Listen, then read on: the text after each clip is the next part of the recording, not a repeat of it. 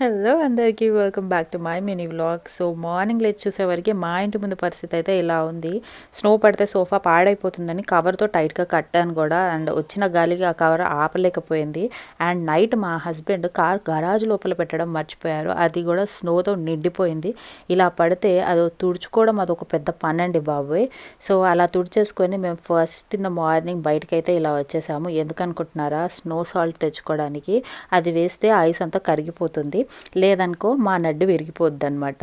So అలా నడుము పగలగొట్టుకున్నప్పుడు హాస్పిటల్కి $100 పైనే కట్టాలి.